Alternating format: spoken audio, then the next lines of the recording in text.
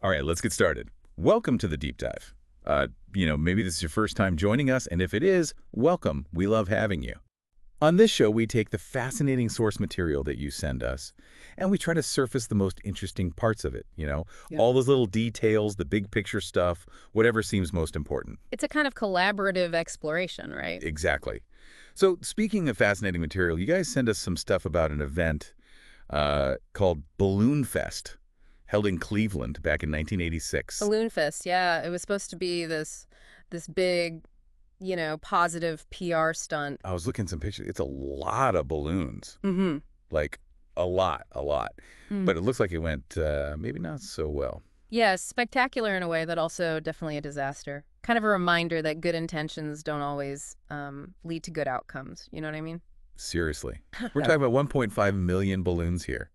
A million and a half. I can't even picture that many balloons. Did they have to invent a special balloon blowing up machine or something? Well, they actually built a giant net, like the size of a whole city block, to hold all the balloons before the launch. I mean, it was a massive undertaking, 6 months of planning, thousands of volunteers. It was incredible, logistically speaking. Wow. And they were trying to break a record, right? Yeah, Disneyland held the previous record for the biggest balloon launch. Cleveland wanted to, one-up them, become the new balloon king. Ambitious for sure. So what exactly was the whole point of this Balloon Fest thing? Well, Cleveland had a bit of an image problem back then. They were trying to rebrand the city, shake off that whole mistake by the lake nickname. Ah, yeah, I've heard that one before. They wanted to showcase Cleveland as this vibrant, world-class city, and I guess they thought, what better way to do that than with a giant spectacle of joy and A balloons? spectacle it definitely was. Okay, so walk me through this. What happened once they actually released all those balloons? It was pretty amazing at first, just this huge cloud of color filling the sky. But then the weather took a turn. A cold front moved in. Actually, the same front that had caused a pretty bad storm the night before. Oh, what kind of storm are we talking about? A severe one, apparently. Hmm. And this is where things get complicated. Two fishermen went missing during that storm. Their boat was found, but they weren't on it. So there was already this search and rescue operation happening on Lake Erie when they launched the balloons. Wait, so they released millions of balloons while the Coast Guard was trying to find these missing fishermen? Yeah, I mean, imagine trying to find two people in the water with millions of balloons covering the surface, like trying to find a needle in a haystack, right? Except the haystack is a bunch of colorful balloons. Wow, that's terrible. Yeah. So did they ever find those fishermen? Sadly, no. They called off the search 2 days after the launch, and both bodies eventually washed ashore. It was a real tragedy. Wow. Okay, so this whole event, it wasn't just a PR stunt gone wrong. It actually interfered with a life or death search. That's heavy. What about the city itself? You said the balloons caused some problem. Oh yeah, big time. They landed everywhere, causing car accidents, shutting down the airport. It was chaos. Imagine trying to drive with balloons blocking your vision or a plane trying to land on a runway covered in them. I mean, it sounds kind of funny in a really dark way, like something out of a movie. Yeah, I guess it does, but it wasn't funny for the people involved. The city ended up facing multiple lawsuits. Oof, that had to hurt. So long term, this was definitely a PR nightmare, right? Yeah, in the short term, absolutely. But there's another layer to all of this, something I find really fascinating. Okay, I'm intrigued. Lay it on me. Balloon Fest might have been a disaster, but in a way, it forced Cleveland to confront its problems, its image. It kind of kick-started this conversation about the city's identity. Hmm. And maybe, in the long run, it led to some positive changes. So maybe sometimes even a failure can be a catalyst for something better. That's kind of hopeful, I guess. Maybe. But before we get too philosophical, I want to go back to the day of the event itself. What was the mood like? You mentioned that storm the night before. Was there a sense of, I don't know, foreboding in the air? Yeah, good point. Paint us a picture of what it was like to be there. Well, picture this, over 100,000 people gathered in public square. Everyone's excited, waiting for this massive balloon launch. But there's also this tension, right? This uncertainty about the weather. Yeah, especially after that storm. So what happened? Did they go ahead with the launch anyway? They did, and for a few moments, it really was magical. Just imagine a sky filled with this swirling mass of color, this giant, vibrant cloud of balloons. The crowd was cheering. It was pure exhilaration. I can only imagine. But then that cold front rolled in. And the wind shifted. Instead of rising higher, the balloons started getting pushed back down towards the city and the lake. And that's when things went from magical to disastrous. Exactly. Balloons causing accidents, the airport shutting down, that tragic situation with the Coast Guard search. It's kind of a reminder, isn't it, that no matter how well you plan, sometimes things just go wrong, especially when you're dealing with something on this scale. Absolutely. So before we get into the bigger picture and all the implications of this event, let's talk about something you mentioned earlier. Balloonfest made it into the Guinness Book of World Records, right? Yeah, for a hot minute. I think they held the record for like a year, but then didn't Guinness actually retire the whole category? Like, no more mass balloon launches, end of story. You got it. They retired the category not long after Balloonfest. I have to wonder, was that because of what happened in Cleveland? I mean, was it just too risky to encourage people to do this again? It's hard to say for sure, but the timing is definitely suspicious. Yeah. It's like they looked at Balloonfest and said, okay, maybe this was a bad idea. Right. And it's kind of amazing, right? This one event, this crazy spectacle, actually had a ripple effect all the way to, like, the world of record keeping. Balloonfest really did leave its mark. Uh-huh. So we've talked about what happened that day, the chaos, the tragedy, even the weird Guinness World Record side of things. Yeah. But I think there's a bigger conversation here, right?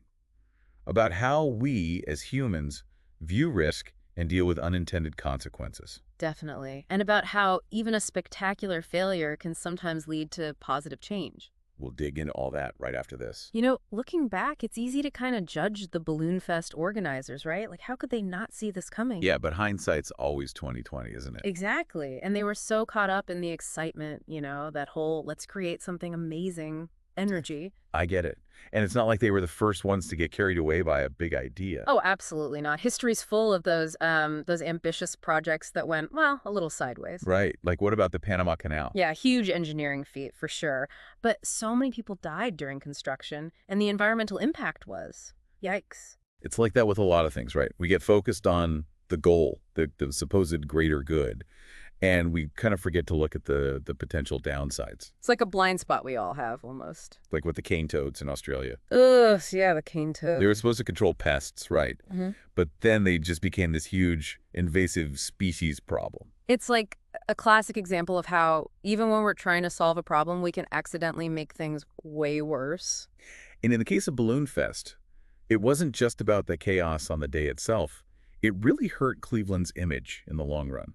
Like, way more than just a few bad headlines. Totally. It became this symbol of failure almost. And even though Cleveland's come a long way since then, Balloonfest is it's still there. It's like a reminder that it can take a long time to recover from a PR disaster, especially a big public one like that. I bet the people of Cleveland were pretty frustrated. Yeah. Especially ones who, like, actually worked on Balloonfest. Yeah. All those volunteers. Yeah, I can only imagine. They put their time and energy into it. They wanted to make something good happen for their city. And then it just blew up in their faces, literally. It's easy to forget about that human side of things, Yeah. We focus on the spectacle, the big picture, but there are real people behind these events. People who are affected by the outcome, both good and bad. It's like a collective disappointment, Yeah. But you said that Cleveland did eventually bounce back. So how did they do it? What was the secret sauce? Well, there wasn't really a secret sauce. It was more like a long, slow process. They focused on things like economic development, bringing in new businesses, revitalizing the downtown area. So a more long-term approach instead of just another PR stunt. Exactly. Real change takes time and effort. They realized that. And they had to deal with that mistake by the lake thing head on. So they embraced it. Not exactly embraced it, but they acknowledged it. They owned their past, but they also focused on the future, on all the cool things Cleveland had to offer. That's pretty resilient, actually. It is, and I think it shows that even after a big setback, communities can adapt and even reinvent themselves. There's a lesson in there for all of us, right? Yeah. I mean, we all mess up sometimes, both personally and as a society. Totally. But it's how we react to those mistakes that matters. Do we learn from them? Do we grow? Do we try to do better next time? It's like, yeah, failing sucks. But it can also be a learning experience. Yeah. Maybe even a necessary one. Right. And, thinking about this in, like, the context of today's world, things move so fast, everything's connected. Yeah. And it's easy to feel overwhelmed, isn't it? Like one wrong move and boom, everything goes sideways. Exactly. So it's even more important now to be adaptable, resilient. Okay, but how do we actually do that? Well, I think a big part of it is being aware of those unintended consequences, you know? Like before they happen. Right. Like Yeah. before you do something, before you make a decision, ask yourself, what could go wrong? Who might this affect? Is there a chance I could accidentally make things worse? Like a little mental checklist, right? Yeah. Yeah. And it's not about overthinking everything or getting paralyzed by fear. It's just about being a little more mindful, a little more deliberate with our actions. And not just for the big decisions either, right? Right. Like even the small stuff, the things we post online, the things we buy, the things we support, it all has an impact. Wow. So it's like a Balloonfest mindset for the 21st century. Yeah. I like that. We need to be aware of the potential for things to go wrong, but also be ready to adapt, to change course if we need to. To be responsible, basically. Exactly. To think about the bigger picture and, maybe even a little bit humble. It's like, yeah, we're all capable of messing things up, Yeah. even with the best intentions, And that's okay. as long as we learn from it.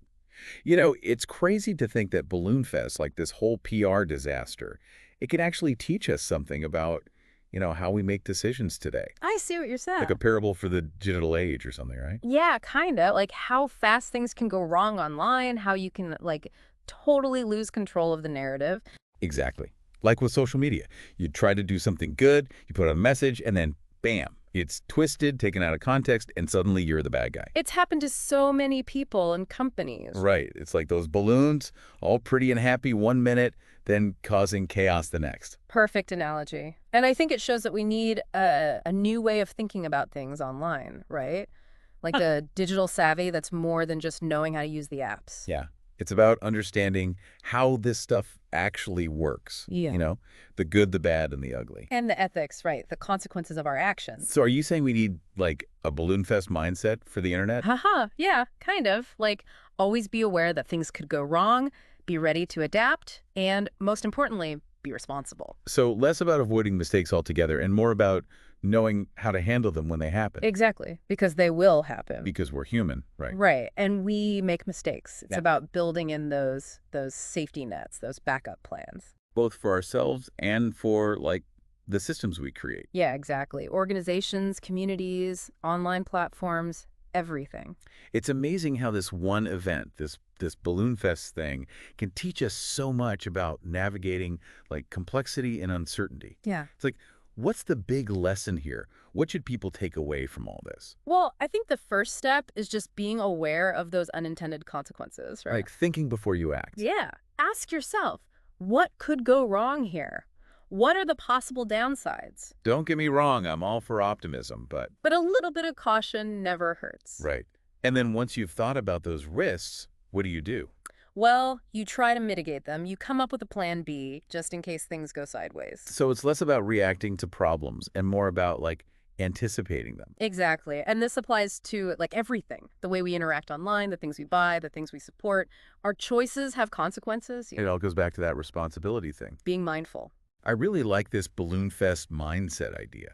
It's a good reminder that we can't control everything, but we can be more aware, more responsible,